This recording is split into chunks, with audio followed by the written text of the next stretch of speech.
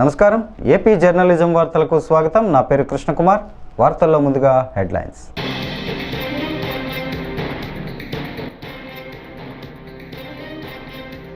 జాతీయ చేనేత దినోత్సవం సందర్భంగా విజయవాడలో జరిగిన కార్యక్రమంలో పాల్గొన్న ముఖ్యమంత్రి నారా చంద్రబాబు నాయుడు.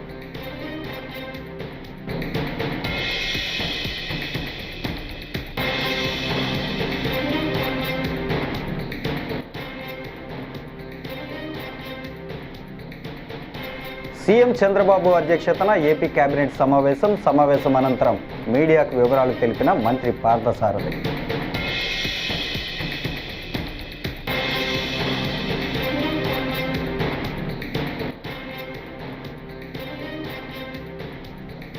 ఉమ్మడి విశాఖ జిల్లాకు చెందిన స్థానిక సంస్థల ప్రజాప్రతినిధులతో వైఎస్ జగన్మోహన్ రెడ్డి వరుస సమావేశాలు.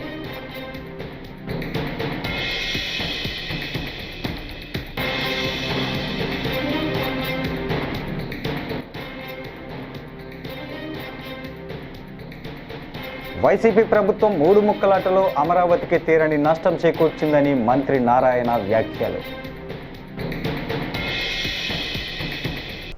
ఇక డీటెయిల్స్ చూస్తే ఏపీ సీఎం చంద్రబాబు అధ్యక్షతన నేడు రాష్ట్ర కేబినెట్ సమావేశం జరిగింది. రాష్ట్ర సచివాలయంలో కేబినెట్ భేటీ ముగిసిన అనంతరం మంత్రి కొలుసు పార్థసారథి మీడియాకు వివరాలను తెలియజేశారు. రాష్ట్రంలోని మత్స్యకారుల జీవన ప్రమాణాలు మెరుగుపడాలన్న ఉద్దేశంతో చెరువులను నామమాత్రపు లీజుతో మత్స్యకార సహకార సొసైటీలకు కేటాయించేవారని, కానీ గత ప్రభుత్వం నెల్లూరు జిల్లాలో 25,360 హెక్టార్లలో చేపల చెరువులను బహిరంగ వేలానికి అనుమతి ఇస్తూ 2 జీవోలు తీసుకువచ్చారని ఆరోపించారు. తద్వారా పేద మత్స్యకారులకు తీవ్ర నష్టం కలుగజేసిందని అన్నారు. దీనిపై మత్స్యకార సంఘాలు, ప్రజా సంఘాలు కోర్టులకు కూడా వెళ్లాయని వెల్లడించారు. ఆ సమావేశంలో తీసుకున్న కొన్ని నిర్ణయాలు ముఖ్యమైనవి. Andhra Pradesh public security act 1992 section 3 ప్రకారం communist party of India, Maoist మరియు రెవల్యూషనరీ డెమోక్రటిక్ ఫ్రంట్ వాటి అనుబంధ సంస్థలపై ప్రస్తుతం ఉన్న నిషేధాన్ని మరో ఏడాది పాటు పొడిగిస్తూ చేసిన ప్రతిపాదనని రాష్ట్ర మంత్రిమండలి ఆమోదించింది.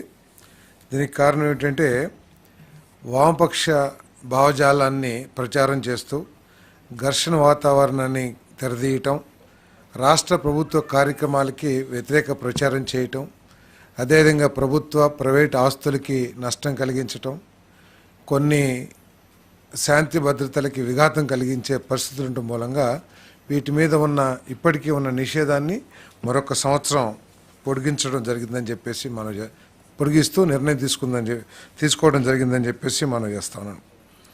2, పశుసంవర్ధక శాఖకు సంబంధించి 18/8/2021 తేదీన జారీ చేసిన జియో నెంబర్ 217 మరియు ఫిషరీస్ డిపార్ట్మెంట్కి సంబంధించిన జియో 144 డేటెడ్ 8/9/2020 రద్దు కోసం చేసిన ప్రతిపాదనని రాష్ట్ర మంత్రిమండలి ఆమోదించడం జరిగిందని చెప్పేసి మనం చేస్తాను. గత 3 దశాబ్దాలుగా రాష్ట్రంలో ఉన్న ప్రభుత్వ చెరువుల్ని ఫిషర్మెన్ కోఆపరేటివ్.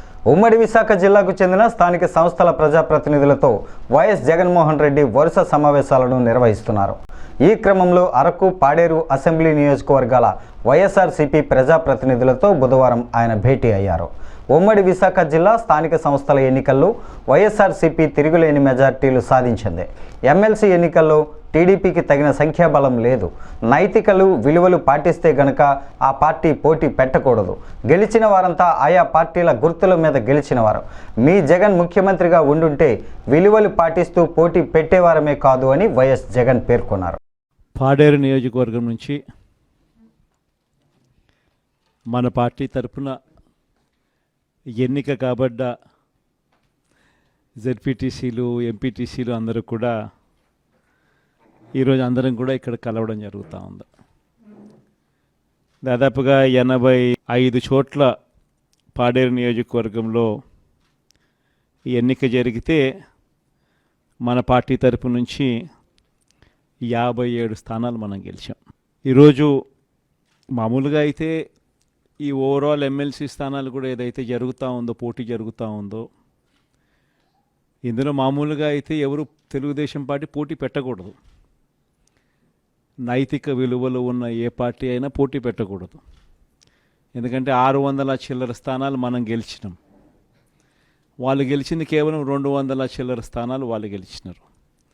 మనకు వాళ్ళకు మధ్య తేడా దాదాపుగా 387 స్థానాలు వాళ్ళకు మనకు తేడా ఉంది.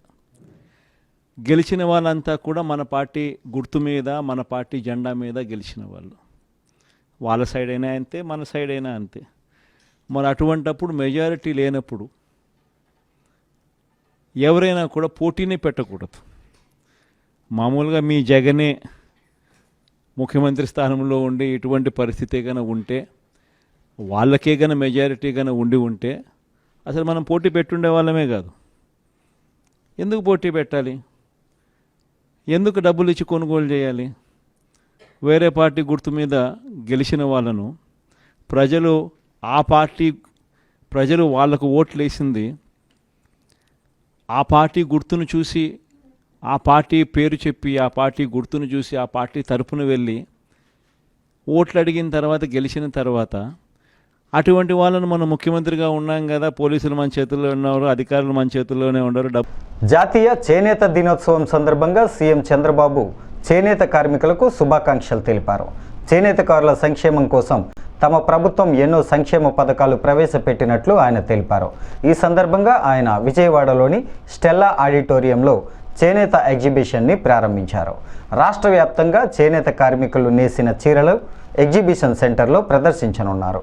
స్టాల్ ప్రారంభించిన అనంతరం ప్రతి స్టాల్ వద్దకు వెళ్లి చేనేత దుస్తులను చంద్రబాబు స్వయంగా పరిశీలించారు. ఆంధ్ర రాష్ట్ర ముఖ్యమంత్రి వర్యులు శ్రీ నారా చంద్రబాబు నాయుడు గారు చేనేత దినోత్సవానికి విచ్చేయటం జరిగింది. అందరూ తమ కరతాళ ధ్వనులతో ఆయనకి స్వాగతం పలకాల్సింది.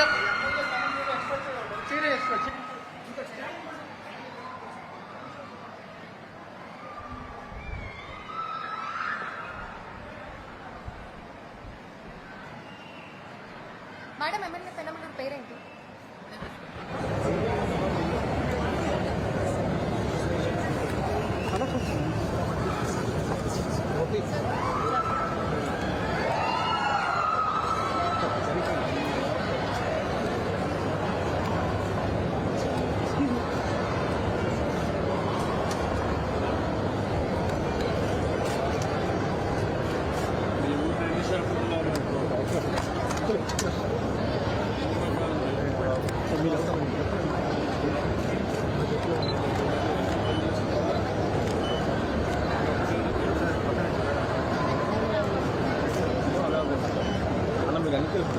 శ్రీ నారా చంద్రబాబు నాయుడు గారు కార్యక్రమానికి విచ్చేయటం జరిగింది.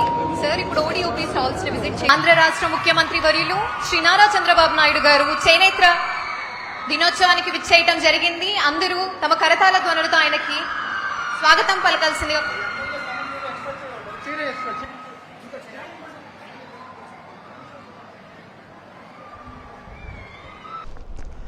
రాజధాని అమరావతిలో జంగిల్ క్లియరెన్స్ పనులు ప్రారంభమయ్యాయి.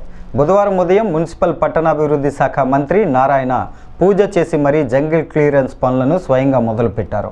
దీంతో వాటిని శుభ్రం చేసే పనులు ఈ రోజు నుంచే మొదలయ్యాయి. మొత్తం 58,000 ఎకరాల్లో ఉన్న తుమ్మ చెట్లు, ముళ్ళ కంపలను నెల రోజుల్లోగా తొలగించేలా ప్రభుత్వం ఏర్పాట్లు చేసింది. దీని ద్వారా భూములు కేటాయించిన వారికి తమ స్థలంపై అవగాహన వస్తుందని మంత్రి నారాయణ తెలిపారు. రాజధానిలో ప్రభుత్వ కాంప్లెక్స్ నిర్మాణాలు జరిపే చోట ఎల్పిఎస్ ఇన్ఫ్రా జోన్లు, ట్రంక్ ఇన్ఫ్రా ప్రాంతాల్లో దట్టంగా అడవిలా పెరిగిపోయిన చెట్లను, ముళ్ళ కంపలను తొలగించనున్నారు. ఇచ్చాం అంటే స్టడీ చేసి రిపోర్ట్ ఇవ్వమని. ఈ రిపోర్ట్లు వచ్చిన తర్వాత దాని మీద ముందు వాడుతారు. Okay, thank you. గవర్నమెంట్ వచ్చి కొద్ది రోజులు 2 నెలలు కూడా పూర్తి కాల, మొత్తం స్టడీ జరుగుతుంది. మరొక 2 నెలలు స్టడీ జరుగుతుంది. ఎందుకంటే గ్రీన్ది అయితే ఇప్పటికప్పుడు టెండర్లు ఇచ్చేయచ్చు. ఒకసారి కొంత వర్క్ చేసి కొన్ని 90%, 80%, 40% వర్క్ రకరకాలుగా ఉన్నాయి కాబట్టి వీటికి కమిటీలు వేసాం అనేది డిపార్ట్మెంట్ వాళ్ళు, కొంతమంది రైతులు వాళ్ళు కూడా యాక్చువల్గా ఎవరైతే వస్తున్నారో ముందుకి మిషన్ నుండి వాళ్ళందరూ కూడా ఇస్తామన్నారు. వాళ్ళు ఇచ్చి వర్క్ చేయించుకుంటారు. చేయాల్సి వస్తుంది. 24,000 ఎకరాలు దాని తగ్గట్టుగా టెండర్ ఇచ్చారు. 1 మంత్లో దీన్ని కంప్లీట్ చేయడం జరుగుతుంది. రోడ్లు కావచ్చు, ప్రభుత్వ ఆఫీసులు కావచ్చు, ల్యాండ్ పుల్లింగ్ తీసుకున్న 34,000 ఎకరాలు కావచ్చు. దీంట్లో అంటే వాళ్ళు డ్రోన్ ద్వారా మొత్తం తీసుకున్నారు స్టడీ.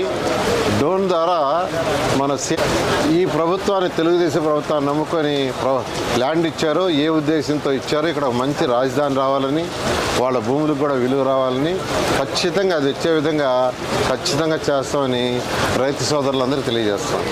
ప్రజలకు ఏదైతే పెన్షన్ అప్పుడు ఇచ్చామో వాళ్ళది కూడా 5 సంవత్సరాలు ఎక్స్టెండ్ చేయమంటే ముఖ్యమంత్రి గారు మన అథారిటీ మీటింగ్లో అది ఎక్స్టెండ్ చేయమని యాక్చువల్గా ఇన్స్ట్రక్షన్ ఇవ్వడం జరిగింది. ఈ విధంగా ఏ రైతులైతే ఉద్దేశంతో ఇచ్చారో ఆ ఉద్దేశం నెరవేరి ఉండేది. కౌలు కూడా సరిగా ఇవ్వలేదు కాబట్టి మరొక 5 సంవత్సరాలు ఎక్స్టెండ్ చేయమన్నారు.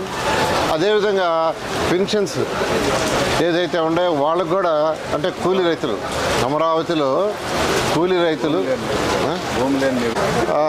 కౌలు రైతులు ఎవరైతే ఉన్నారో వాళ్ళు టైం ఎక్స్టెండ్ చేయమని ఎమ్మెల్యే గారు రిక్వెస్ట్ చేశారు వాళ్ళ తరఫున. మొన్న మధ్య యాక్చువల్గా కౌలు రైతులు దాని మీద స్టడీ చేయడానికి ఐఐటి హైదరాబాదు, ఐఐటి చెన్నై ఇద్దరికి ఇచ్చాం. వాళ్ళకు కూడా 1 మంత్ టైం ఇచ్చాము. వాళ్ళు మొన్న వచ్చి స్టడీ చేశారు. ప్రైమరీ రిపోర్ట్ త్వరలో ఇస్తారు. ఇచ్చిన తర్వాత దాని మీద కొన్ని మళ్ళీ ఇంకా టెస్టులు చేయాలన్నారు. అది చేసిన తర్వాత దాన్ని బట్టి యాక్చువల్గా ముందుకు పోవడం. సచివాలయంలో ఏపీ హోంమంత్రి వంగలపూడి అనితను వైఎస్ వివేకానందరెడ్డి కుమార్తె డాక్టర్ సునీతారెడ్డి మర్యాదపూర్వకంగా కలిశారు. వైఎస్ వివేక హత్య తదనంతర పరిణామాలను హోంమంత్రి దృష్టికి సునీత తీసుకొచ్చారు. జగన్ ప్రభుత్వంలో తన తండ్రి హత్య కేసులో జరిగిన అన్యాయం గురించి అనితకు ఆమె వివరించారు. కేసును పక్కదారి పట్టించేందుకు విశ్వ ప్రయత్నం చేశారని చెప్పారు. వైసీపీ హయాంలో హంతకులకు స్థానిక పోలీసులు అండగా నిలిచారని ఆమె హోంమంత్రి ఎదుట ఆవేదన వ్యక్తం చేశారు. తాను చేస్తున్న న్యాయ పోరాటానికి సహకరించాలని కోరారు. రాయదుర్గం నియోజకవర్గం గుమ్మగట్ట మండలం బీటీపీ గ్రామంలో 2 రోజుల క్రితం వైసీపీ నాయకుల దాడిలో గాయపడి రాయదుర్గం ఆసుపత్రిలో చికిత్స పొందుతున్న టీడీపీ కార్యకర్తలను ఎమ్మెల్యే కాల్వ శ్రీనివాసులు పరామర్శించారు. టీడీపీ కార్యకర్తలపై దాడి జరిగితే పోలీసులు ఏకపక్షంగా వారిపైనే కేసు పెట్టడం సిగ్గుచేటన్నారు. టీడీపీ ప్రభుత్వంలో కార్యకర్తలను కాపాడుకోలేకపోవడం బాధాకరమని అన్నారు.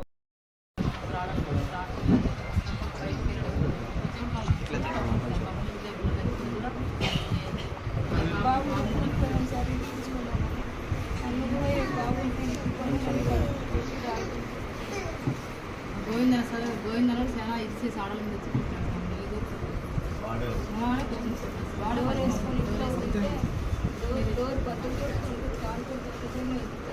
కేసులకే మీరు పట్టేది మమ్మల్ని ఏం చేయలేము. కేసులు కోర్టులు రాజకీయంలో చూసాను నేను అన్ని నాకు కేసు నాకు మీరేం నాకు చేయలేము. నేను ఆడకనే గడిచి వస్తాను. రాణాలు చంపేస్తాను. మేము నిలకండలో దూరం ఏంటి అనేది కొద్ది దాడి సమస్య మీరంతా మమ్మల్ని కేసు వాగండి తెలుసు.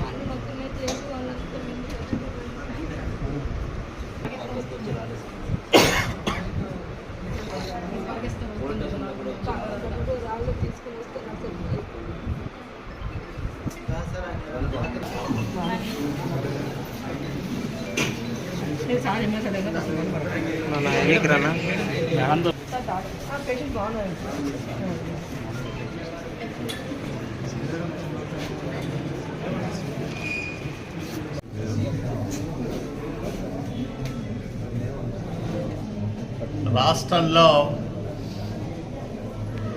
ప్రజల దీవెనలతో చంద్రబాబు నాయుడు గారి నాయకత్వంలో ప్రజాప్రభుత్వం ఏర్పాటై 2 నెలలు గడిచినా ఇంకా పల్లెల్లో కొంతమంది అహంకార వైసీపీ నాయకుల ధోరణి మారకపోవడం దురదృష్టకరం. మొన్న సాయంత్రం గుమ్మగట్ట మండలం బీటీపీ గ్రామంలో వైసీపీ నాయకుడు గోవింద్ అనే వ్యక్తి మా ఐటీడీపీ ప్రతినిధి రవిచంద్ర ఇంటిపైన దాడి చేసి పచ్చి బాలింత వాళ్ళ సోదరి పుట్టింటికి కాన్పు కోసం వస్తే వాళ్ళ అమ్మను ఇంకో సోదరిని కొడతా ఉంటే ఎందుకు మా ఇంటి మీద దాడి చేస్తున్నారు, మా వాళ్ళని ఎందుకు కొడుతున్నారని అడిగితే బాలింత అని కూడా చూడకోకుండా ఆమె పైన ఉత్తిక. వచ్చే ఏడాది శాశ్వతంగా సాగునీటి ఇబ్బందులు తొలగిస్తామని అవనిగడ్డ ఎమ్మెల్యే మండలి బుద్ధప్రసాద్ పేర్కొన్నారు. అవనిగడ్డ ఘంటసాలలో ఆయన మీడియాతో మాట్లాడారు. రైతులకు ఎలాంటి ఇబ్బందులు తలెత్తకుండా ఉండేలా డ్రైనేజీ పూడికతీత పనులను 23 కోట్లతో చేపట్టినట్లు తెలిపారు. గుర్రపు డెక్క తూటుకాడ తొలగింపుతో సాగునీటి ఇబ్బందులు తొలగాయని అన్నారు. రైతులు ప్రస్తుత పరిస్థితులను అర్థం చేసుకోవాలని ఆయన కోరారు. మనం చేపట్టే పరిస్థితి లేదు, అందుకని వచ్చే వేసవకాలంలో కానీ మనం చేయలేము. ఎందుకంటే అవుట్ పాల్స్ చూస్తే కానీ ఎక్కడన్నా లాకులు కానీ ఇవన్నీ మరమ్మతులు చేయించాలంటే ఇప్పుడు నిధులు సమకూర్చుకోవాలి, మంజూరు తెచ్చుకొని ఖచ్చితంగా వచ్చే వేసవకాలంలో ఆ సమస్యలను పరిష్కారం చేస్తే శాశ్వతంగా రైతుకి న్యాయం చేకూర్చే విధంగా చర్యలు తీసుకుంటాం. ప్రస్తుతాన్ని మాత్రం ఈ తాత్కాలికంగా మనం రైతును ఎలా రక్షించాలని ఆలోచన చేయడం జరిగింది. దాంట్లో ప్రధానంగా ఏంటంటే ఈ గొరపటెక్క ఈ డ్రైనేజ్ మీద నిధులన్నీ కూడా గత ప్రభుత్వంలో కాగితాల మీద కనపడ్డాయి తప్ప వాస్తవ పరిస్థితులు ఎక్కడ రూపుదాల్చాలి. అంచేత ఇవాళ రైతులకు కానివ్వండి, నాయకులకు కానీ అందరికి కూడా విజ్ఞప్తి చేసేదంటే 23 కోట్ల రూపాయలు మేము మంజూరు చేసి ఇక్కడ పనులు జరుగుతున్నప్పుడు వాటిని శ్రద్ధగా మీరు గమనించండి, పని జరిగేట్టుగా మీరందరూ కూడా. పోలవరం నిర్వాసితులకు సమగ్ర శాస్త్రీయ పునరావాసాన్ని కల్పించాలని రైతు కూలీ సంఘం అధ్యక్షులు సింహాద్రి ఝాన్సీ చంద్రబాబు ప్రభుత్వాన్ని కోరారు. విజయవాడ ప్రెస్ క్లబ్లో విలేకరులతో మాట్లాడుతూ రాష్ట్రంలో 15 లక్షల మంది కౌలు రైతులు ఉండగా కేవలం 50,000 మందికి మాత్రమే రుణాలు అందుతున్నాయని అన్నారు. కేంద్ర రిజర్వ్ బ్యాంక్ ఏ విధమైన పూచికత్తు లేకుండా 1,50,000 రుణాలను నేరుగా కౌలు రైతులకు మంజూరు చేయాలని అన్నారు. పేరు ఎస్ ఝాన్సీ, నేను రైతు కూలీ సంఘం ఆంధ్రప్రదేశ్ రాష్ట్ర అధ్యక్షురాలిని. నిన్న ఈరోజు మా రైతు కూలీ సంఘం రాష్ట్ర కార్యవర్గ సమావేశం ఇక్కడ జరిగింది. ఈ రోజు ఉన్నటువంటి రైతాంగం పరిస్థితి మీద మేము అనేక విషయాలు చర్చించుకుని ప్రభుత్వం ముందు కొన్ని డిమాండ్స్గా పెడుతూ ఉన్నాం. ఒకటి, మొట్టమొదట పోలవరానికి సంబంధించిన దాంట్లో ఎక్కడైతే పునరావాసం గురించి ఎవరూ మాట్లాడట్లేదు, కేంద్ర ప్రభుత్వం కానీ రాష్ట్ర ప్రభుత్వం కానీ, వెంటనే లక్షలాది మంది గిరిజనులు నిర్వాసితులుగా మారిపోయారు, వారికి కావాల్సినటువంటి పునరావాసాన్ని వెంటనే కల్పించాలి అనేటువంటిది ఒక డిమాండ్. అదేవిధంగా ఈరోజు రైతాంగానికి సంబంధించినటువంటి దాంట్లో ఖరీఫ్ సీజన్ వచ్చింది, వాళ్ళకి కావాల్సినటువంటి విత్తనాలు కానీ ఎరువులు కానీ వీటన్నిటినీ కూడా అతి తక్కువ ధరకి సబ్సిడీకి వాళ్ళకి అందించి కౌలు రైతులకు సంబంధించినటువంటి దాంట్లో తక్షణం దానికి ఏదైతే ప్రభుత్వం చెప్తూ ఉందో మేము ఇస్తామనేటువంటిది అది ఇస్తూ సొసైటీలోనే కాదు కేవలం వాళ్ళకి కావాల్సినటువంటి పద్ధతుల్లో రిజర్వ్ బ్యాంక్ ఆర్డర్స్ ప్రకారం 1,60,000 ఏ విధమైన గ్యారంటీ లేకుండా కూడా అప్పు ఇవ్వచ్చు. దానికి సంబంధించినటువంటి ఇచ్చి కౌలు రైతులుగా గుర్తించాల్సినటువంటి బాధ్యత ప్రభుత్వం. వైఎస్ఆర్ కాంగ్రెస్ పార్టీకి పిఠాపురం మాజీ ఎమ్మెల్యే పెండెం దొరబాబు బుధవారం రాజీనామా చేశారు. ఈ సందర్భంగా ఆయన మీడియాతో మాట్లాడుతూ గత 25 ఏళ్లుగా తను వెన్న ఉంటి నడిపించిన పిఠాపురం నియోజకవర్గ ప్రజలకు కృతజ్ఞతలను తెలియజేశారు. తాను ఎటువంటి స్వలాభాలకు ఆశపడి రాజీనామా చేయలేదని, వెన్నుపోటు రాజకీయాలు చేయడం తమకు తెలియదన్నారు. వీలైనంత త్వరలోనే తమ కేడర్ సభ్యులతో సమావేశమై భవిష్యత్ ప్రణాళికను తెలియజేస్తామన్నారు.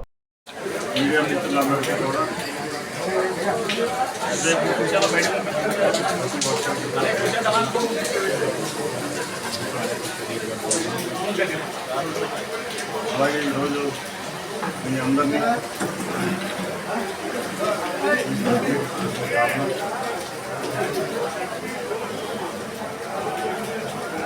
పార్టీ సంవత్సరాలుగా ఈ పిఠాపురం అనేకమయ్యి సైడ్ మన బ్యాగ్ 4G బ్యాగ్ కూడా ఉన్నాయేమో చెప్పలేదు కదా.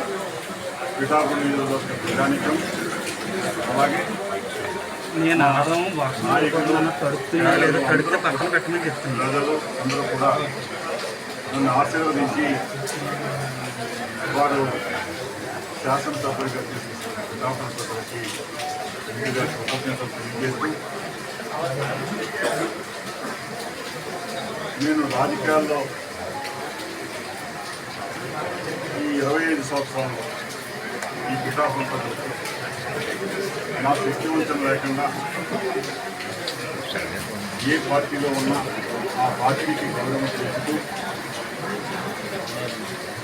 ప్రజల కష్టాన్ని నా సమస్యగా తీసుకుని గత 2-3 నెలలుగా మీ అందరికీ తెలుసు. అయితే మీరు అందరూ వాళ్ళు నాకు రాజకీయాల్లో పనిచేసే తత్వమే తప్పించి ఏ పార్టీకి ఉంటే ఆ పార్టీకి గౌరవం పెంచే విధంగా ఆ పార్టీని పెంచే విధంగా వాళ్ళు పనిచేయడం తప్పించి అన్నిపోటు రాజకీయాలు కానీ ఇటువంటి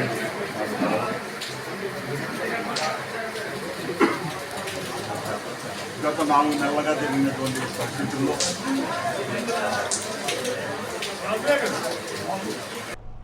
అద్దంకి మండలంలో విద్యుత్ ట్రాన్స్ఫార్మర్లలో రాగి తీగలు చోరీకి పాల్పడిన దొంగలను అరెస్టు చేసినట్లు సిఐ కృష్ణయ్య సాయంత్రం మీడియా సమావేశం ద్వారా తెలియజేశారు. అద్దంకి పట్టణానికి చెందిన పొట్లూరి చెంచురామయ్య, యాటగిరి రామయ్యలను అదుపులోకి తీసుకున్నట్లు సిఐ చెప్పారు. వీరి వద్ద నుంచి 330 కేజీల రాగి వైరు, 50 కేజీల అల్యూమినియం వైరును స్వాధీనం చేసుకున్నట్లు సిఐ చెప్పారు. వరుస చోరీలతో రైతులు చాలా ఇబ్బందులు గురవుతున్నారు. వాటిని మా ఎస్పీ గారు, శ్రీ బాపట్ల ఎస్పీ గారు, అలాగే చీరాల డిఎస్పీ గారు, అడిషనల్ ఎస్పీ గారు వాళ్ళ యొక్క ఇన్స్ట్రక్షన్స్ మేరకు ఇవి ఎలా అయినా సరే తొందరగా చేయాలి, రైతులు చాలా ఇబ్బంది పడుతున్నారని చెప్పి దీని మీద మేము మా క్రైమ్ పార్టీ, మా ఎస్ఐ ఒక స్పెషల్ టీమ్గా ఫామ్ అయ్యి ఈ అద్దంకి పరిసర ప్రాంతాల్లో కొంత ఇన్ఫర్మేషన్ పెట్టి ఎక్కడైతే ఎక్కువ జరుగుతున్నాయో, ఎక్కడైతే గతంలో ఇలాంటివి నేరాలకు పాల్పడి ఉన్నారో వాళ్ళందరి మీద నిఘా పెట్టడం జరిగింది. అందులో భాగంగానే ఈరోజు సింగరకొండ టెంపుల్ దగ్గర 99 అడుగుల విగ్రహం దగ్గర ఒక 2 మరియు కొంతమంది అదుపులో తీసుకోవడం జరిగింది. వాళ్ళని విచారిస్తే వాళ్ళ దగ్గర ఒక 1/2 కేజీతో పాటు మొత్తం 330 కేజీలు అంటే 70 కేజీలు అల్యూమినియం, 350 కేజీల దాకా రాగి వాళ్ళ దగ్గర దొరకడం జరిగింది. వాళ్ళు మమ్మల్ని చూసి పారిపోతుంటే మాకు వచ్చిన ఇన్ఫర్మేషన్ ప్రకారం వాళ్ళని చేజ్ చేసుకుని పట్టుకొని విచారిస్తే వాళ్ళు అద్దంకి పట్టణము మరియు ఈ చుట్టుపక్కల ఉన్న మండలాల్లో రేణంగవరం పోలీసు. కాజీపేట పట్టణంలో బుధవారం ఎస్బీఐ ఏటీఎంలో చోరీ యత్నం విఫలయత్నం జరిగింది. రాత్రి 2 గంటల సమయంలో గుర్తు తెలియని వ్యక్తి ఏటీఎంలోకి ప్రవేశించి సీసీ కెమెరాలకు స్టిక్కర్ను అతికించి ఏటీఎం మిషన్ను డోర్ను తొలగించాడు. లాక్ తీసే సమయానికి అలారం మోగటంతో, పైగా ఏటీఎం పోలీస్ స్టేషన్ ఎదురుగా ఉన్నందున పోలీస్ సిబ్బంది అక్కడికి చేరుకునే సమయానికి దొంగ పారిపోయాడు. ఎస్బీఐ సిబ్బంది పరిశీలించిన ఏటీఎంలో డబ్బులు దొంగతనం జరగలేదని తెలిపారు. కింద ఓపెన్ చేసిన అది ఓపెన్ అయిందా? క్యాష్ దీంట్లో ఉంటుంది సార్, కింద ఇక్కడ దీంట్లో అది ముందుకు లాగి చూడండి. చేయి పెట్టుకున్నా కట్టుతోనే పెట్టి చూడండి. ఖర్చు పెట్టుకున్నా అదో అది ఓపెన్ చేసినాడు కదా ముందు పక్క, ఇది ఓపెన్ చేసినాడు రాలే దానికి ఖర్చు పెట్టన్నా తెలుస్తుంది. పెట్టాడు బ్రేక్ కాలేదు, స్టాండర్డ్ గా ఉంది. వాళ్ళు ఇప్పుడే అంట సార్, వాళ్ళు స్టిక్కర్ కనిపిస్తానే వాళ్ళకి తెలిసింది ఆడ హైదరాబాద్లో. హైదరాబాద్ నుంచి మీకు ఫోన్ చేసి వాళ్ళకి చేస్తేనే ఆర్ఎం గారికి ఫోన్ చేశారు, ఆడ కనిపించారు, ఇమీడియట్లీ అలారం వచ్చింది. అంటే ఆడ కనిపిస్తానే వాళ్ళకు క్లోజ్ అయిపోయింది, చూస్తా అంటారు, మానిటరింగ్ చేస్తాను, క్లోజ్ అయిపోయింది, ఏదో జరుగుతుందని ఇంటిమేషన్. ఇక్కడ అంతా ఏదో చేయడానికి కెమెరా ఉంటుంది, కెమెరాలన్నీ ఆపేస్తాడు అక్కడ. అది ఓపెన్ చేసి చూడు సార్, లోపలికి పోలా. ఇది చూసింటాడు, ఈ కెమెరాలో పడింటాడు, ఇది చూసింటాడు కదా, ఇది బ్రేక్ చేసినాడు కదా, అది బ్రేక్ చేసి చూసింటాడు. బ్రేక్ అయిపోయింది, ఆడ కెమెరా ఉంది కదా, ఆడ మూతి కూడా కట్టుకోవట్లే. అంత అమ్మాయి కొంచెం ఎప్పుడైనా క్యాష్ పోలే కాదు, ఇప్పుడు మాట ఒకరు మేలే కదా. అర్హులైన కౌలు రైతులందరికీ రుణాలు అందించాలని గజపతి నగరం సబ్ డివిజన్ ఏడీఏ మహారాజన్ కోరారు. గజపతి నగరం మండల పరిషత్ కార్యాలయంలో ఎంపీడీఓ జయంతి ప్రసాద్ పర్యవేక్షణలో అన్ని బ్యాంకుల ప్రబంధకాలు, అధికారులతో సమావేశం జరిగింది. జిల్లా లీడ్ బ్యాంకు ప్రబంధకుడు రమణమూర్తి, ప్రభుత్వ పథకాలకు అందించే రాయితీ సాధన రుణాలను లబ్ధిదారులకు వెంటనే అమలు చేసేందుకు చర్యలు తీసుకోవాలన్నారు. ఈ కార్యక్రమంలో ఏజీఎం నాగార్జున పాల్గొన్నారు.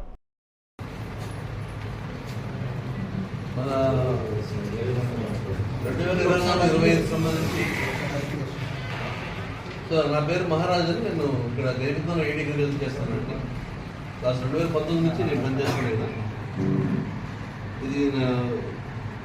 ఇది గతంలో చాలాసార్లు మీటింగ్ ఇలాంటి మీటింగ్ ఎన్నయ్యాను, కానీ ఏ మీటింగ్ కూడా ఫ్రూట్ఫుల్గా ఏది మాకు అవుట్కమ్ రాలేదు. సో దీని మీద మన ప్రభుత్వం కూడా నిన్ననే సీఎం కలెక్టర్ గారి మీటింగ్లో సీఎం గారు కూడా సీసీఆర్ మీద టాప్ రైట్ చెప్పారు. మన జిల్లాకి 15,550 కార్డ్స్ ఇష్యూ చేయమని చెప్పి టార్గెట్ ఇవ్వడం జరిగింది. దానిలో సోఫార్ 14,916 ఐడెంటిఫై చేసాము. అలాగే 14,105 కార్డులు ఇవ్వడం జరిగింది. నా డీల్ సంబంధించి 2,643 కార్డులు టార్గెట్ ఉన్నాను. 2,590 కార్డులు ఆల్రెడీ ఇష్యూ చేయడం జరిగింది. దీనిలో 2,500 కార్డులు ఆల్రెడీ మా 4 మండలాల బ్యాంకర్స్కి సాఫ్ట్ కాపీ హార్డ్ కాపీ కూడా ఇవ్వడం జరిగింది. సో ఇది మన సెకండ్ కూడా జేసీ గారి ఆధ్వర్యంలో ఎల్డీఎం గారు మీ బ్యాంక్ కోఆర్డినేటర్స్ కూడా వాళ్ళు మీటింగ్ అటెండ్ అయ్యారు. ఆ మీటింగ్ ప్రొసీడియర్స్ కూడా మీ అందరికీ పంపించడం జరిగింది. బహుశా మీ అందరికీ అందే ఉంటారు అనుకుంటున్నాను. ఇంపార్టెంట్గా ఇష్యూ అనేది సీసీఆర్సీ కార్డ్స్ అండి. ముందుగా బ్యాంకర్స్ అందరికీ నేను చెప్పేది ఏంటంటే, మీకు సీసీఆర్సీ కార్డ్స్ మీద టికెట్ డిపార్ట్మెంట్ వారు లిస్టులు ఇస్తున్నారు. ఆ లిస్టులో మీరు ఎవరికి లోన్లు ఇవ్వగలంటే అదే పొలం మీకు లోన్ ఉండవు. ఆ వివరం మీరు స్టార్ట్అవుట్ చేసుకుంటే చేసి అప్లికేషన్ అగ్రికల్చర్ డిపార్ట్మెంట్ ఇస్తే అప్లికేషన్ వాళ్ళు సబ్మిట్ చేస్తారు. Along with KYC. So this is the top important issue అండి. డిసైడ్స్ ఏంటంటే ఇప్పుడు మనకి ఎస్ఎస్జీలోని పొదుపు అమౌంట్లు బ్యాంకుల్లో ఉన్నాయి. అరౌండ్ మన జిల్లాలో 600 కోట్ల రూపాయలు ఉన్నాయి. ఇది వాళ్ళు టు జనరేట్ ఎకనామిక్ యాక్టివిటీ వాళ్ళు విత్డ్రా చేయడానికి వస్తూ ఉంటే కొందరు అబ్జెక్షన్ పెట్టినారు. ఎక్కడ కూడా ఈ పొదుపు విత్డ్రా చేయడానికి ఎవరు అబ్జెక్షన్ పెట్టడానికి లేదు.